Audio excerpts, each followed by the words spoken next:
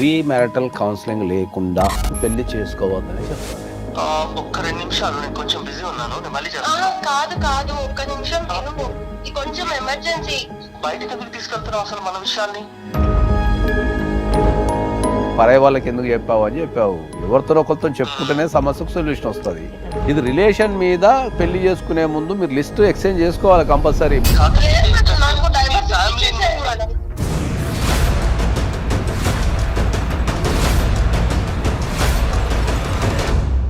Arrange marriage, కానీ తను అంటే నాకు బాగా ఇష్టంగా ఉంటే నేను పెళ్లి చేసుకున్నాను.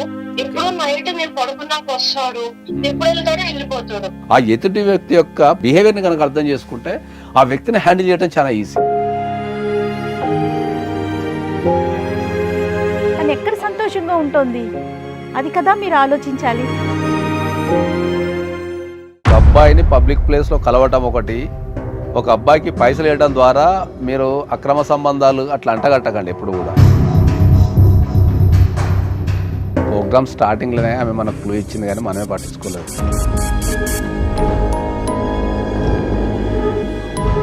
నేను ఒక మెసేజ్ పంపిస్తాను, చూడండి, మీకు అర్థమవుతుంది మేడం. పంపేమని చెప్పండి, ఏ మెసేజ్ చూద్దాం కదా.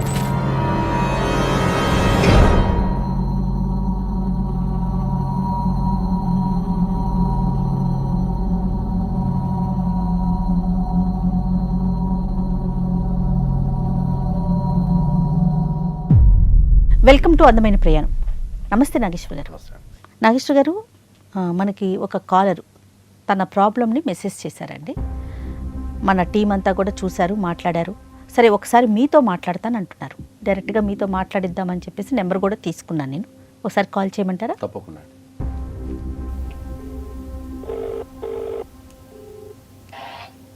హలో హలో, నమస్తే అండి. నమస్తే మేడం. నేను జయానండి, ఐ డ్రీమ్ మీడియా నుంచి మాట్లాడుతున్నాను. Madam, thank you madam. నేను ఇమెయిల్ పెట్టాను, మీరు చూస్తారని అనుకుంటున్నాను. రైట్ థ్యాంక్ యూ అమ్మా, థ్యాంక్ యూ. నాతో పాటు అడ్వకేట్ పూజారి నాగేశ్వర్ గారు కూడా ఉన్నారు. ఒకసారి అసలు మీ సమస్య ఏంటి క్లియర్గా మీరు మాకు వాట్సాప్లో ఏదైతే పెట్టారో అది ఇంకొంచెం డెప్త్గా క్లియర్గా చెప్పండి ఆయనకి. యా, ఒకసారి మాట్లాడండి. నమస్తే సార్. నమస్తే అమ్మా. నా పేరు స్నేహ సార్. చెప్పమ్మా. నాకు 9 months బ్యాక్ మ్యారేజ్ అయింది సార్ యాక్చువల్లీ. ఓకే అమ్మా.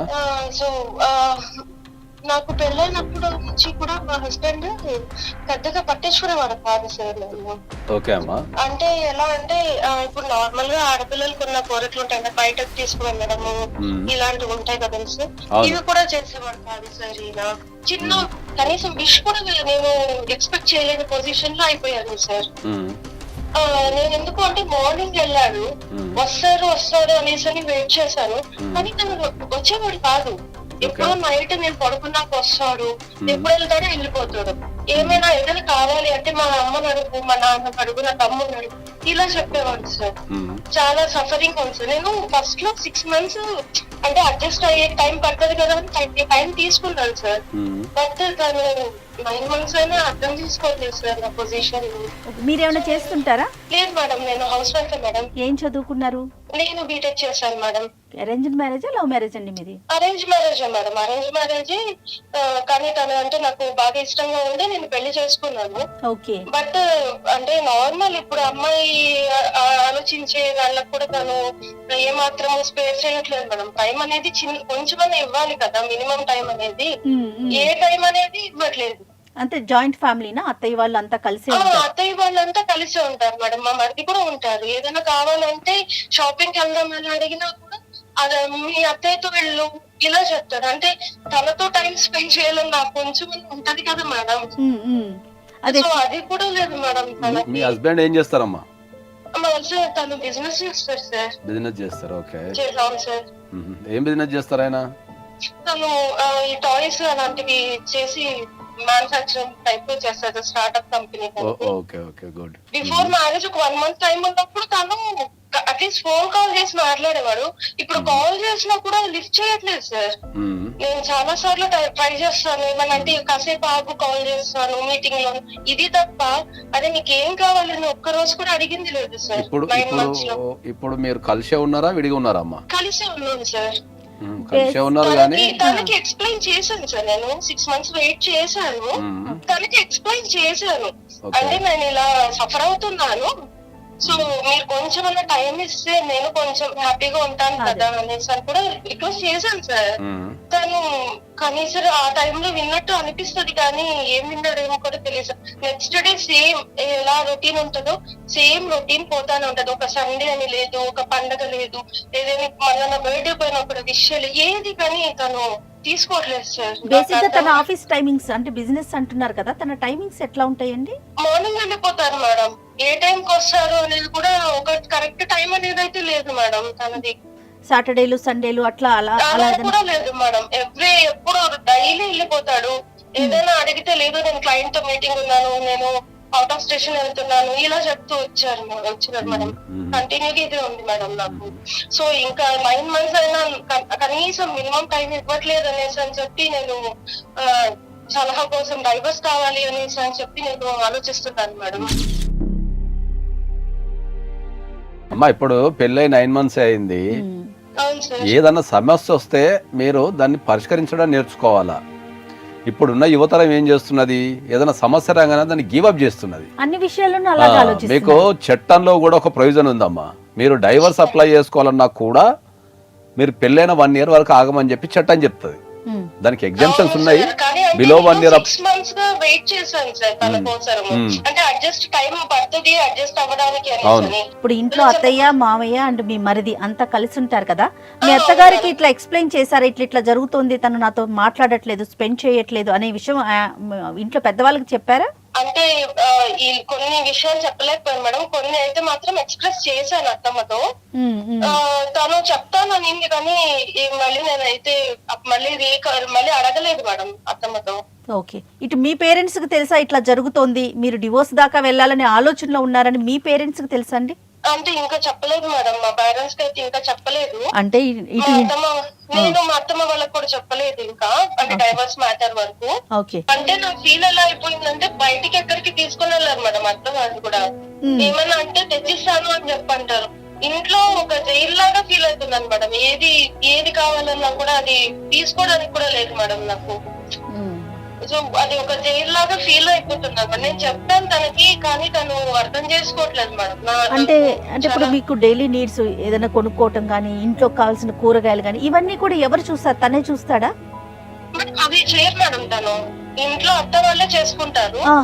కానీ ఈవెన్ అంటే ఇప్పుడు పెళ్ళైనప్పుడు కొత్తగా ఆడపిల్లకు ఉన్న నీడ్స్ కానీ, అంటే ఏదైనా మాట్లాడడం కానీ, టైం స్పెండ్ కానీ కొంచెం ఎక్స్పెక్ట్ చేస్తాం కదండి మేడం. మీరేం ఎక్స్పెక్ట్ అంటే అలా తన అంత ముభావంగా ఉండటానికి ఏదైనా కారణం ఇది ఉండొచ్చు అని మీరేదన్నా అనుకుంటున్నారా? పలానా కారణం అయి ఉండొచ్చు అంటే నాతో టైం స్పెండ్ చేస్తే కదా మేడం, తన ఉద్దేశం ఏంటి అనేది నాకు అర్థమవడానికి. బర్త్డే కూడా నాకు విష్ చేయలేదు మేడం. నేను నైట్ నా బర్త్డే అనేసి తను వచ్చేంత వెయిట్ చేసి చెప్తే విష్ చేసి పడుకునేసాను మేడం.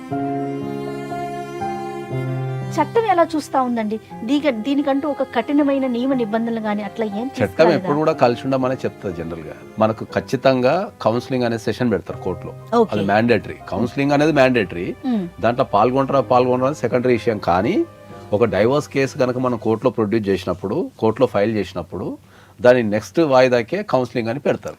కానీ అది మస్ట్ అనే రూల్ లేదా? నాకు కౌన్సిలింగ్ అనేది మస్ట్, కానీ కౌన్సిలింగ్ లో పాల్గొనడం అనేది పార్టీ సిస్టమ్. కానీ పాల్గొంటే ఏమవుతుంది ఏంటంటే ఇప్పుడు ఒక డైవర్స్ కేసు వచ్చినప్పుడు అడ్వకేట్ తప్పు చెప్పి ఉండొచ్చు, లేకపోతే వాళ్ళ మధ్యలో చిన్న చిన్న సమస్యలు ఉండొచ్చు, అవి తీర్చదగినవి ఉండొచ్చు. అటువంటి దానికి డైవర్స్ దాకా రావడం ఎందుకు, ఆ రాగానే వాళ్ళు పిటిషన్ వేయగానే దాన్ని మేము ఎందుకు ఎంటర్టైన్మెంట్ చేయాలా అని చెప్పేసి భారతదేశంలో మనకి హిందూ మ్యారేజ్ యాక్ట్లో ఏం చేసినట్టే ఆ కౌన్సిలింగ్ అనేది పెట్టిండు, కంపల్సరీ చేసిన దాన్ని. ఆ కౌన్సిలింగ్లో పాల్గొనడం ద్వారా మనకు ఏమన్నా సమస్యలు ఉంటాయి అక్కడనే సాల్వ్ అయిపోయినాయి అనుకో, ఇంకా కేసు రన్ చేయాల్సిన అవసరం లేదు కదా అనే ఉద్దేశంతో మన కౌన్సిలింగ్ అనే సెషన్ పెట్టి. దీనికి హాజరయ్యే సంఖ్య ఎలా ఉంటుందండి? దీనికి హాజరయ్యే సంఖ్య బాగానే ఉంటది, కానీ మనకు ఎదురయ్యే ప్రాబ్లం ఏంది అంటే ఆ కౌన్సిలింగ్ లో కూర్చునే వాళ్ళు ఎక్స్పర్ట్స్ అయి లేరు బాగా, చాలా మంది వరకు. కొంతమంది ఎక్స్పర్ట్స్ ఉన్నారు. ఇద్దరిని బ్యాలెన్స్ చేస్తూ, కౌన్సిలింగ్ అనే పదం ఏంది, ఇద్దరిని బ్యాలెన్స్ చేస్తూ, ఓకే, వాళ్ళిద్దరి అభిప్రాయాలకి గౌరవాన్ని ఇస్తూ ఉన్న సమస్యకు సొల్యూషన్ చెప్పగలిగితే దాన్ని కౌన్సిలింగ్ అంటారు. జనరల్ గా మనకు కౌన్సిలింగ్ లో ఏం చేస్తారంటే ఎవరినొకరిని బాధ్యులు చేస్తుంటారు. ఓకే, నువ్వు ఇట్లా చేయబట్టే అట్లా అయింది, అట్లా చేయబట్టే ఇట్లా అయింది అని చెప్పి బాధ్యులు చేస్తారు. ఆహా. ఎవ్వరు కూడా ఈ ప్రపంచంలో ఎవ్వరు కూడా పర్ఫెక్ట్ ఉండరు. స్నేహ ఏ వింటున్నారా? ఒక్కరు కూడా ఒక తీరే బిహేవ్ చేయరు. ఉమ్. ఓకే, ఆ ఎదుటి వ్యక్తి యొక్క ప్రవర్తన ప్యాటర్న్ కనుక అర్థం చేసుకుంటే, అంటే ఆ వ్యక్తి యొక్క బిహేవియర్ని కనుక అర్థం చేసుకుంటే ఆ వ్యక్తిని హ్యాండిల్ చేయడం చాలా ఈజీ. ఇది ఒక పెళ్ళయింది, కొత్తగా పెళ్ళైన జంట కొత్తగా అనుకుందాం. పెళ్ళైన జంటకి వాళ్ళకి సుమారు ఎంత సమయం పడుతుందంట? కొత్తగా పెళ్ళైన జంటకి వాళ్ళు కంపల్సరీ ఎదుటి వ్యక్తి యొక్క బిహేవియర్ ని స్టడీ చేయాలి. రెండోది, ఈ పెళ్లి చేసే విధానం కూడా ఏమైతుందంటే, ఇప్పుడు ఈ కేసే తీసుకుంటే వీళ్ళకు విత్ ఇన్ ద 1 month లో పెళ్లి చేసేసారు. అవును, అందులో 15 రోజులు పెళ్లి పనులే అవుతాయి. ఈ ఒక్కరు ఎప్పుడు అర్థం చేసుకుంటారు బిహేవియర్? ఈ నేపథ్యంలో మీరు అంటున్నట్లుగా ఖచ్చితంగా ముందే మాట్లాడుకోవాలి. 100%. నాకు అనిపిస్తుంది ప్రీ మ్యారిటల్ కౌన్సిలింగ్ అనేది ఉంటే చాలా చాలా ప్రీ మ్యారిటల్. నేనైతే బాగుంటుందో అనిపిస్తుంది. ఇప్పుడు 100కు 1000% ఏం చెప్తున్నా అంటే ఏంటంటే, వాళ్ళు చిన్న వాళ్ళైనా పెద్దవాళ్ళైనా, అంటే పేదవాళ్ళైనా మధ్యతరగతి అయినా కోటీశ్వరులైనా ఎవరైనా సరే ప్రీ మ్యారిటల్ కౌన్సిలింగ్ లేకుండా ఎట్ ఎనీ కాస్ట్ పెళ్లి చేసుకోవద్దని చెప్తున్నాను. సూపర్ అండి. అది ఫస్ట్ పాయింట్. రెండోది, ఇప్పుడు నీకు హై ఎండ్ కేసులలో కోర్టు చుట్టూ తిరగకుండా ఏం చేస్తారు, ఈ ఆర్బిట్రేషన్ ద్వారా కానీ లేదంటే ముందే ప్రీ మ్యారిటల్ అగ్రిమెంట్ కానీ ప్రీ మ్యారేజ్ కౌన్సిలింగ్ కానీ తీసుకొని ఉంటారు. ఎందుకంటే పెళ్లి తర్వాత ఏం చేయాలా అనేది ప్రీ మ్యారిటల్ కౌన్సిలింగ్, ఎట్లుండాలా ఏం చేయాలనేది ప్రీ మ్యారిటల్ కౌన్సిలింగ్. స్నేహ చెప్పండి అమ్మా, అంటే మిమ్మల్ని లైన్లో పెట్టి ఇంతసేపు మాట్లాడుకుంటున్నాం అనుకోవద్దు. ఇప్పుడు ఎవరైతే ఈ ప్రోగ్రాంలు చూస్తున్నారో వారందరికీ ప్రతి పాయింట్ అర్థం కావాలి. సరే, ఇప్పుడు మీరు ఫైనల్ గా ఏమంటారు? మాకెందుకు అడ్జస్ట్ అయ్యి ట్రై చేశాను మేడం. ఫస్ట్ నీ బ్రెయిన్ నుంచి ఈ డైవోర్స్ అనే కాన్సెప్ట్ తీసేస్తే మనం ముందరికి వెళ్ళిపోదాం. ఇంకా సమస్య రాగానే మీకు మెయిల్ చేశాను సార్. అవునమ్మా, సమస్య రాగానే ఇమ్మీడియట్లీ దానికి సొల్యూషన్ రాకండి, ఏమంటే దాన్ని రిపేర్ చేయండి. ఫస్ట్ ఏం చేద్దామండి మరి? ఆ అబ్బాయి ఏమన్నా మాట్లాడే అవకాశం ఉందా అమ్మా? ఒకసారి కనెక్ట్ చేయండి. ప్లస్ మీరు ముందుగా చెప్పండి, ఇట్లా ఐ డ్రీమ్ మీడియాని మీరు అప్రోచ్ అయ్యారన్న విషయం చెప్పండి. Hello hello. హలో ఆకాష్, ఒకసారి మాట్లాడాలి నీతో. ఒక్క 2 నిమిషాలు, నేను కొంచెం బిజీ ఉన్నాను, నేను మళ్ళీ చేస్తాను. కాదు ఒక్క నిమిషం విను, ఇది కొంచెం ఎమర్జెన్సీ, నేను మాట్లాడాలి ఆకాష్, ఒకసారి విను. అరే ఏముంది ఎమర్జెన్సీ? సరే చెప్పు, త్వరగా చెప్పు. నేను నీతో టైం స్పెండ్ చేయాలి అనేసి అంటున్నాను కదా, నువ్వు వినట్లేదు. సో నేను ఐ డ్రీమ్ వాళ్ళకి మెయిల్ పెట్టాను. సో సార్ వాళ్ళు మనకి కాల్ లో ఉన్నారు, ఒకసారి నేను కలుపుతాను, మాట్లాడు. బయటకి ఎందుకు తీసుకెళ్తున్నావు అసలు మన విషయాల్ని? నేనైనా నీకేం తక్కువ చేస్తున్నాను అసలు? అక్కడి నుంచి కొన్ని ఎక్స్పెక్ట్ చేస్తాం కదా మేము కూడా.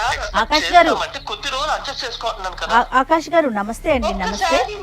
సారీ అండి, సారీ, ఏమనుకోవద్దు, మేము లైన్ లోనే ఉన్నాము. Extremely sorry. కాకపోతే సమస్య కొంచెం తీవ్రంగా ఉండేసరికి స్నేహాన్ని ఒకసారి కనెక్ట్ చేయమన్నాం.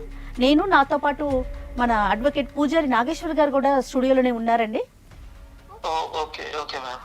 రైట్. అంటే సమస్య ఎలా, యా, చినికి గాలివాన్ అంటారు చూసారా, అట్లా తయారయ్యిందండి. సో దీని గురించి మాట్లాడాల్సిన అవసరం ఎంతైనా ఉంది. ఒకసారి సార్తో ఒకసారి మాట్లాడతారా? Good morning Akash. Good morning sir. Hello sir, ఎలా ఉన్నావు? బాగున్నావా? బాగున్నా సార్. బాగున్నా సార్. మీ షో చూస్తుంటాను సార్, వింటుంటాను నేను చెప్పేది ఇలాంటి డిస్కషన్. బట్ చివరికి నాదే వస్తాను ఎక్స్పెక్ట్ చేయలేదు సార్. నేను ఇది ఏముండదు అబ్బా, జీవితం అనేది సైకిల్. ఎప్పుడు ఇంత ముందు నువ్వు మాట్లాడుతుంటున్నావు, పరాయి వాళ్ళకి ఎందుకు చెప్పావు అని చెప్పావు. ఎవరితో ఒకరితో చెప్పుకుంటేనే సమస్యకు సొల్యూషన్ వస్తుంది. ఎవరి కాళ్ళు చెప్పుకోకుండా దాచుకుంటే సమస్య నుంచి సొల్యూషన్ ఎట్లా లాగుతాం మనం? అంటే అలాగని కాదు సార్, ఇప్పుడు మేము డిస్కస్ చేసుకోవాలి కదా, అది కానప్పుడు బయట వాళ్ళ దగ్గరికి వెళ్ళాలి కదా. కనీసం తను నాకేం చెప్పకుండా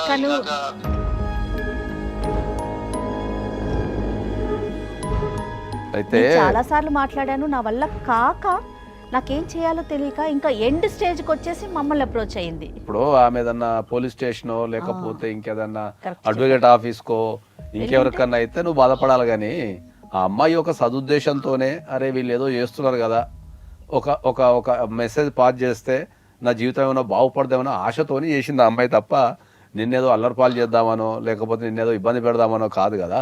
నేను మంచిగానే చూసుకుంటున్నాను, మా కెరియర్ కోసమే కదా నేను ఇంత కష్టపడుతుండేది. దానికి తనకు అసలు ఏం ఇబ్బంది జరిగిందంటే ఆ లోపల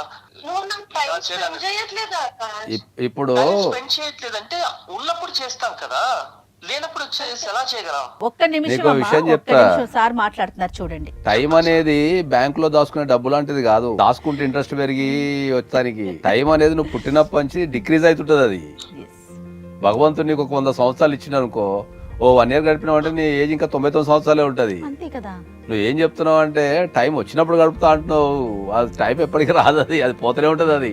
అది నీకోసం నా కోసం ఆగదు. అది ఫస్ట్ నువ్వు చిన్న చిన్న చేంజెస్ చేసుకుంటే లైఫ్ అనేది చాలా బ్యూటిఫుల్ ఉంటుంది. నీకు 50 కోట్లు ఇస్తా, లేకపోతే 5 కోట్లు ఇస్తా, మరి ఆ బడ్డీ ఒక గంట సేపు వెనక్కి తీసుకురా, ఆ ఒక్క 5 నిమిషాలు వెనక్కి తీసుకురా. అంటే క్లయింట్స్ తో మీటింగ్ ఉంది సార్, ఆ రోజు అసలు పాసిబుల్ అవ్వలేదు. అసలు కనీసం నాకు తినడానికి కూడా టైం కుదరలేదు సార్ ఆ రోజు. మీరు ఇంత కష్టపడేది దేనికోసం అండి? ఎస్ సూపర్ సూపర్, మీరు బాగా కష్టపడుతున్నారు, వెరీ గుడ్. ఇంత కష్టపడేది దేనికోసం, ఎవరి కోసం అండి? తన కోసమే కదా. తను హ్యాపీగా ఉండాలి కదా ఆకాష్, చిన్న లాజిక్ కదమ్మా. తను ఎక్కడ సంతోషంగా ఉంటుంది అది కదా మీరు ఆలోచించాలి. నేను అనేది మన పెద్దవాళ్ళు ఒక విషయం చెప్పారు. ఎన్నో వేల సంవత్సరాలు పరిశోధించిన తర్వాత ఏం చెప్పారంటే ఏంటంటే ఏ ఏజ్ లో జరగాల్సిన ముచ్చట ఆ ఏజ్లోనే జరగాల.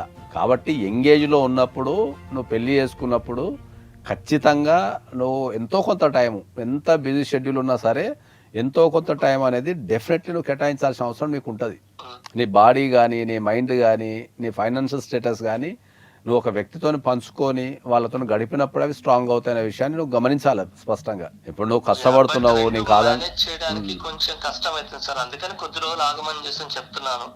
కానీ నేను మరీ అంటే ఇస్తున్నాను సార్, నేను ఇవ్వగలిగేది. బట్ ఎక్కువ కుదరినప్పుడు ఏంటంటే ఇంకా ఎప్పుడు కాల్స్ వచ్చినా లేదా వర్క్ ఉన్న క్లయింట్స్ మీటింగ్లు, సో ఇవన్నీ న్యూ బిజినెస్ కదా సార్, సో అందుకని ఇవ్వలేకపోతే అతన్ని అర్థం చేసుకుంటుందిలే అనుకున్నాను సార్ నేను. అదే అర్థం చేసుకుంటది. కానీ ఇక్కడ ప్రాబ్లం ఏమైతుంది అంటే ఆమె కొత్తగా పెళ్ళి వచ్చింది కదా, ఆ కొత్తగా పెళ్ళి వచ్చిన అమ్మాయికి ఏంటంటే కొన్ని కోరికలు, ఆశలు, కొన్ని పంచుకోవాలని, కొంత తిరగాలని ఉంటది వాళ్ళకి కంపల్సరీ. ఓవర్ ద పీరియడ్ ఏమైందంటే వాళ్ళు హ్యాబిచ్యుటెడ్ అయిపోతారు. ఫస్ట్ ఏం చేయాలి నువ్వు అంటే ఏంటంటే ఆమెను ఒక కంఫర్ట్ జోన్లోకి తీసుకొచ్చి కొద్దిగా టైం కేటాయించుకుంటూ పోతే ఆమె కొంతకాలానికి ఆమె చదువుకుంటూ వెళ్ళిపోతుంది. నీ బిహేవియర్ ప్యాటర్న్ అర్థమయ్యేంత వరకు నువ్వు ఆమె బిహేవియర్ ప్యాటర్న్ అర్థం చేసుకొని ఆమెకు తగ్గట్టు కొద్దిగా మలుచుకుంటే సరిపోతుంది. దీంట్లో అతి చిన్న సమస్య ఇది ప్రతి ఒక్కరి ఇంట్లో ప్రతి ఒక్కరు ఎదుర్కొనే సమస్యనే, కానీ దాని మీద దృష్టి పెట్టరు, అంతే దృష్టి పెట్టరు. అది నీకు ఒక విషయం చెప్తాను నేను. అంటే నిన్న నా ఆఫీస్లో జరిగిన సంఘటన. నిన్న ఒక యువకుడు వచ్చిన దగ్గరికి దేనికి వచ్చిండంటే ఏంటంటే ఒక అమ్మాయిని ప్రేమించిండంట. 2 years నుంచి వాళ్ళు రిలేషన్షిప్లో ఉన్నారంట. పెళ్లి చేసుకుందాం అనుకున్నట పాపం ఇద్దరు, అమ్మాయి అబ్బాయి. ఈ అబ్బాయి కూడా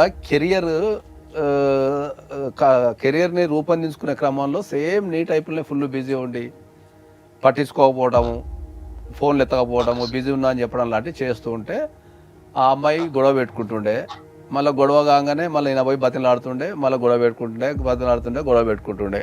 ఆన్ అండ్ ఆఫ్ అయిన తర్వాత అమ్మాయి విసిగిపోయి మొత్తం స్విచ్ ఆఫ్ చేసి వెళ్ళిపోయింది. ఇప్పుడు ఆ అమ్మాయి కోసం తిరుగుతున్నాడు. అక్కడ పెళ్లి కాలేదు కాబట్టి. పెళ్లి కాకుండా కూడా ఇప్పుడు ఎట్లయిపోయిందంటే ఒక వ్యక్తి మన దగ్గర ఉన్నప్పుడు దాని విలువ తెలియదు. కరెక్ట్ అండి. ఇప్పుడు ఈ మొత్తం స్టోరీ ఎందుకు చెప్తున్నా అంటే ఆ అమ్మాయి నా గర్ల్ ఫ్రెండే కదా, ఉంది కదా, పడుంటది కదా, ఎప్పుడైనా ఫోన్ చేసి ఎత్తుతుంది కదా అనే ఉద్దేశంతో గ్రాంటెడ్ తీసుకున్నాడు. ఎప్పుడైతే ఆ అమ్మాయి కనిపించకుండా పారిపోయిందో, లేకపోతే కనిపించకుండా వెళ్ళిపోయిందో, అప్పుడు నా థింకింగ్ స్టార్ట్ అయిపోయింది. ఇప్పుడు వచ్చి ఏం చెప్తాడు, సార్ ఎన్నిసార్లు నాకు ఫోన్ చేసిన ఎత్తలేదు సార్, అప్పుడు ఎత్తుంటే నాతోనే ఉండేది సార్, నాకు ఆమె అంటే ప్రాణం సార్, నేను పెళ్లి చేసుకోవాలి సార్, మా ఇంట్లో ఒప్పించినా అక్కడ ఒప్పించినా మీరు ఏదైనా చేయండి సార్, కలపండి అని ఆ అమ్మాయి కలవటానికి ఉన్న అన్ని దారులు మూసేసి ఇంకా నాకు నిన్న తెలిసిన విషయం ఏంటంటే వేరే మ్యారేజ్ కి కూడా ప్రిపేర్ అయిపోయిందంట. ఎంగేజ్మెంట్ అయిపోయి వేరే మ్యారేజ్ కూడా ప్రిపేర్ అయిపోయింది. కొన్ని మన దగ్గర ఉన్నప్పుడు మనం నెగ్లెక్ట్ చేస్తాం. అవునండి. అవి మన నుంచి దూరం పోగానే పిసుకుంటాం జీవితాన్ని.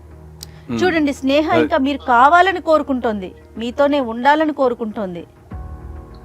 అవును మేడం, నేను కూడా అదే కావాలని కోరుకుంటున్నాను మేడం.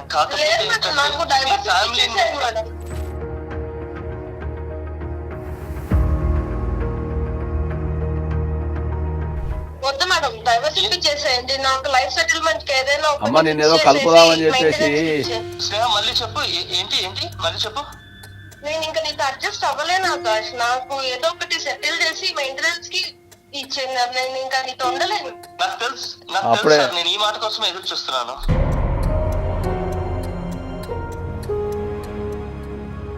అదేంటి లేదు సార్, నాకు డైవర్స్ ఇప్పించండి. నేను లేనప్పుడు తను ఏం చేస్తుందో నేను ఆల్రెడీ ఒక మనిషిని చేసి కనుక్కున్నాను సార్. నేను తను వచ్చేసి పెట్టాను. తను రెస్టారెంట్ కి వచ్చేసి వెళ్తూ తినడానికి వెళ్తున్నాను లేదా సమ్ షాపింగ్ అని చేసి చెప్పి వేరే అబ్బాయితో వచ్చేసి తిరుగుతాను సార్. 3 సార్లు వచ్చి చూసారు సార్, నాకు ఇన్ఫర్మేషన్ వచ్చింది. తనకు డబ్బులు కూడా ఇచ్చాను సార్. తను నా ఫ్రెండ్, ఏంటి? మాట్లాడకూడదు. నీ ఫ్రెండ్ అయితే 3-4 సార్లు కలుస్తారా? డబ్బులు ఇస్తారా ఎవరైనా? దాన్ని అడగకుండా సఫరింగ్ లో ఉన్నాడు అనేసి అని చెప్పి నేను ఎంతో హెల్ప్ చేశాను. ఫైనాన్షియల్ గా సఫరింగ్ లో ఉన్నాడా? నేను నువ్వు కాల్ మాట్లాడు కూడా విన్నాను తెలుసా, 3 times విన్నాను. నేను ఏం మాట్లాడావు కూడా విన్నాను. నువ్వు ఏం మాట్లాడావు కూడా విన్నాను. నేను నీ నోటి నుంచి రావాలనే నేను వెయిట్ చేస్తున్నాను. అది ఈ రోజు వచ్చింది. నువ్వు ఒప్పుకున్నా ఒప్పుకోకపోయినా ఇది నిజం. లేదు సార్, నువ్వు వెళ్ళలేదా? కానీ తను నా ఫ్రెండ్. ఏంటి ఫ్రెండ్? ఫోన్ లో నువ్వేం మాట్లాడావో నేను విన్నాను. ఫోన్లలో నువ్వేం మాట్లాడావో ఎలా మాట్లాడావో నేను విన్నాను.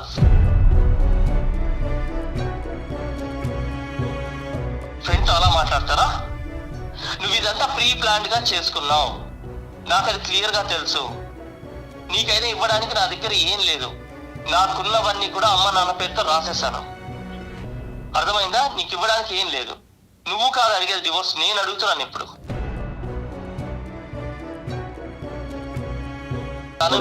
ఇప్పుడు ఈ సమస్య ఏమైంది? నిజాయితీగా లేదు సార్. అలాంటి అమ్మాయి నాకు అవసరం లేదు. ఆకాష్ అండ్ స్నేహ ఒక్క నిమిషం ఆగండి. ఈ సమస్య మేము వేరే అనుకున్నాము, సడన్ గా ఇది వేరే దిక్కు వెళ్ళిపోయింది. ఇప్పుడు నువ్వు మాట్లాడకపోవటానికి గల కారణం ఏందనేది నాకు ఇప్పుడు అర్థమైంది. ఆ అమ్మాయి వేరే అబ్బాయితోని, ఆమె ఏదైతే ఫ్రెండ్ అని చెప్తుందో ఆ ఫ్రెండ్ తోని తిరగటము, లేకపోతే ఆ అబ్బాయికి పైసలు వేయటం ద్వారా ఈ అనుమానంతో ఆమెను అవాయిడ్ చేస్తున్నాడు. నాకు క్లియర్ గా వచ్చేసి నాకు అర్థమైంది సార్. నాకు వచ్చి తెలిసింది సార్. అది నేను అప్పటి వరకు వచ్చేసి నాకు అనుమానంగా ఉంది, కానీ నాకు ఎప్పుడైతే క్లియర్ అయిందో నేను అప్పటి నుంచి తనతో డైరెక్ట్ గా చెప్పలేకపోతున్నాను. కాకపోతే ఏంటంటే ఏదో ఒక రోజు తనే చెప్తుందని వెయిట్ చేస్తాను. ఆకాష్ చూడండి, మీరు ఓన్లీ ఒక అబ్బాయిని అదే అంటున్నా, ఒక అబ్బాయిని పబ్లిక్ ప్లేస్ లో కలవటం ఒకటి, ఒక అబ్బాయికి పైసలు వేయడం ద్వారా మీరు అక్రమ సంబంధాలు అట్లా అంటగట్టకండి ఎప్పుడు కూడా. ఎందుకంటే ఆమె ఒక 20 years 25 years గడిపిన తర్వాత నీ దగ్గరకు వచ్చింది. ఆమె ఆ 20-25 years జీవితంలో నువ్వు లేవు.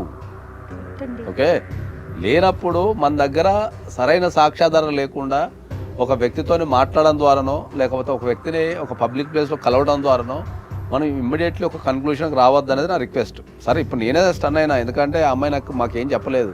ఆ అమ్మాయి ఏం చెప్పింది అంటే, భర్త నాకు టైం ఇవ్వటం లేదు కాబట్టి మీరు ఏదో ఒకటి చేయండి సార్ అని చెప్పి మన దగ్గరకు వచ్చింది. అదే నాకు అప్పటి నుంచి ఏమైంది, నాకు అదే అనిపించింది. నాకు అప్పటి నుంచి ఏంటంటే, అరే కొత్తగా పెళ్ళైన వాళ్ళు కనీసం ఒక 1 రోజులు 2 నెలలు ఏదో గడుపుతారు కదా, ఇంత ఎందుకు వచ్చింది అనేది ఒక పాయింట్.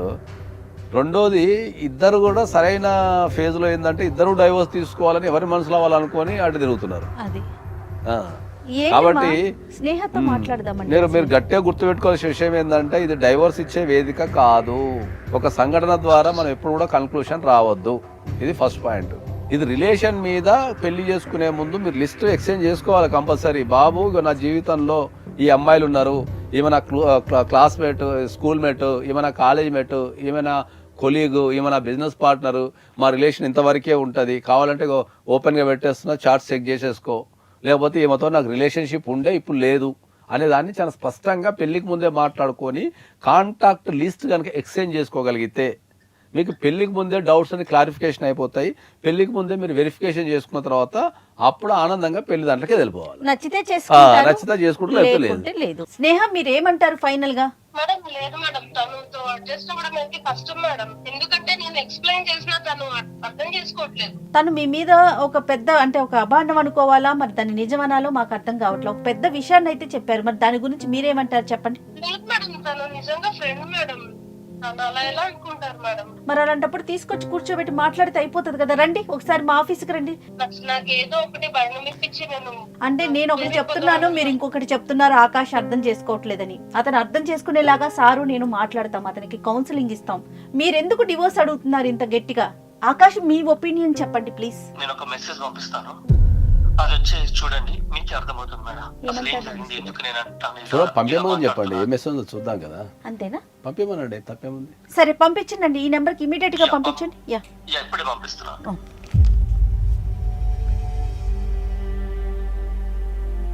పంపించాను చూడండి ఒకసారి. ఎస్, ఒక్క నిమిషం అండి.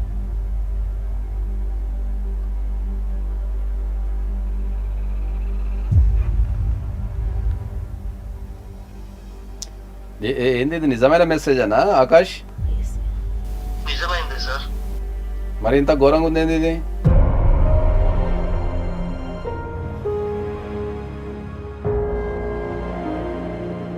ఉందా అమ్మాయి ఏం చేసిందంటే తన మెసేజ్, తన ఫోన్ లో మెసేజ్ సార్ అది. స్నేహ ఉన్నారా మీరు? సార్ ఉన్నాను సార్. ఈ ఆ message మెసేజ్ ఏందమ్మా ఒకటేనా? అంతా? ఇంకా ఉన్నాయా ఇలాంటి మెసేజెస్? ఇంకా ఉన్నాయి సార్, ఇంకా చాలా ఉన్నాయి. స్నేహ చెప్పమ్మా, అది ఆ మెసేజ్ మీరు స్నేహకు పంపించినావు అది ఆకాష్? పంపిస్తున్నా సార్. ఇది ఎలా మలుపు తిరుగుతుంది అసలు అర్థం కావట్లేదు. ఇలా కూడా ఆలోచిస్తుంది, ఇలా కూడా ఉన్నారా? పంపించాను సార్, చూడు నువ్వు కూడా.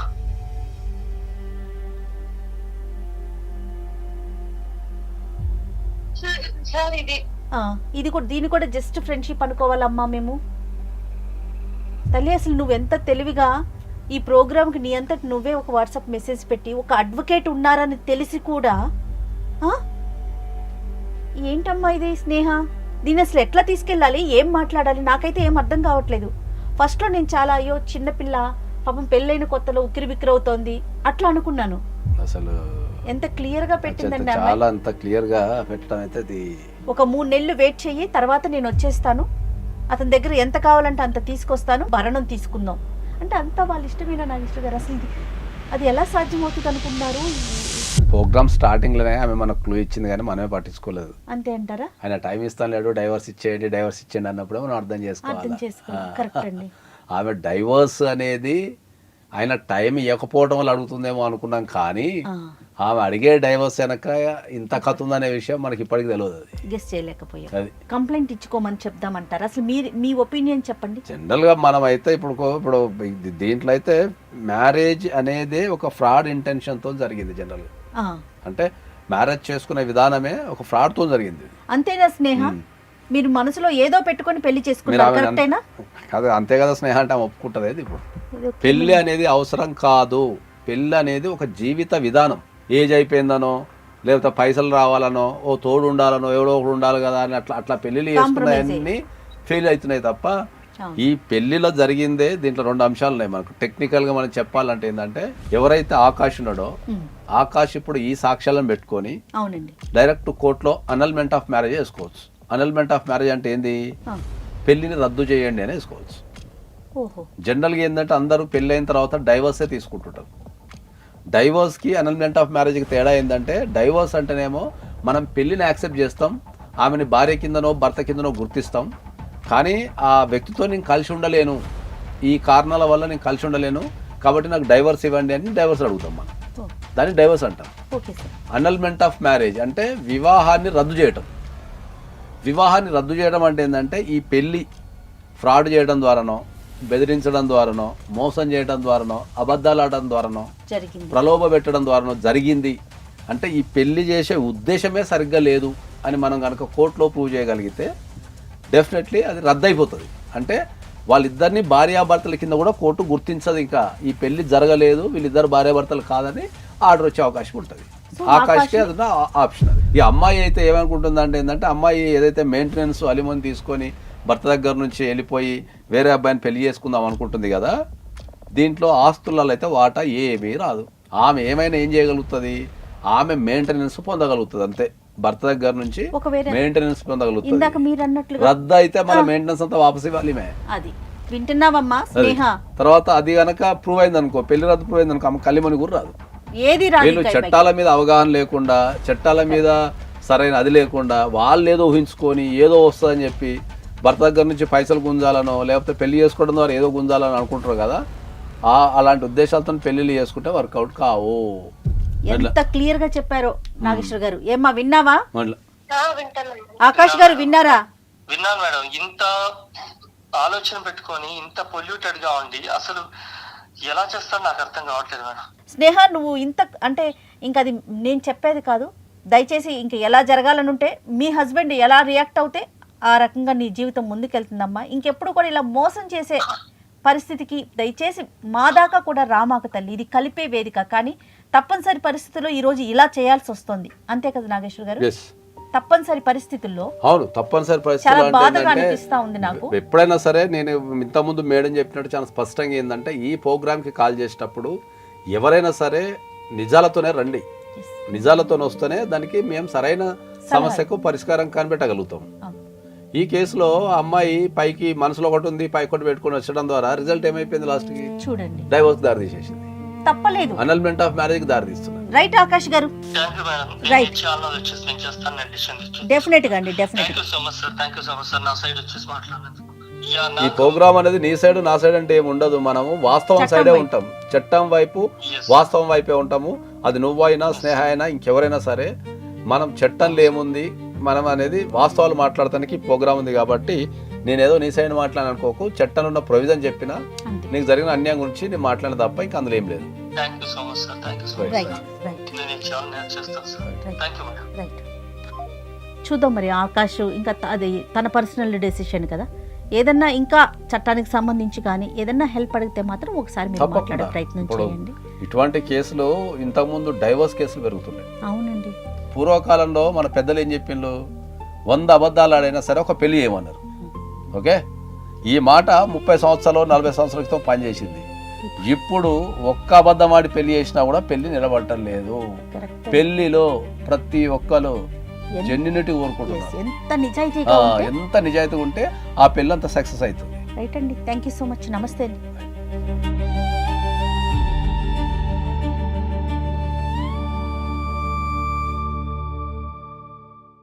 And for more videos, please subscribe to iDream. Please subscribe to iDream. Please subscribe iDream. And please subscribe to iDream. For more videos, subscribe to iDream. please like, share and subscribe to the channel. Congratulations, iDream. Subscribe to iDream. Subscribe to iDream. So subscribe to iDream Media. iDream ki iDream team andarki huge congratulations. Please subscribe iDream Media. Please subscribe to iDream. Subscribe iDream. Please subscribe to iDream. iDream అంటే నా కళల ఛానల్ను subscribe చేసుకున్నారు, నోరు తిరుగుతలేదు, మీరైతే గంట గుర్తు కొట్టండి. For more such videos, please subscribe to iDream. Subscribe to iDream. Please subscribe to iDream. Please subscribe iDream Media. Please do subscribe to iDream. Please subscribe to iDream Media. For best entertainment and information, please subscribe iDream. And don't forget to subscribe to iDream.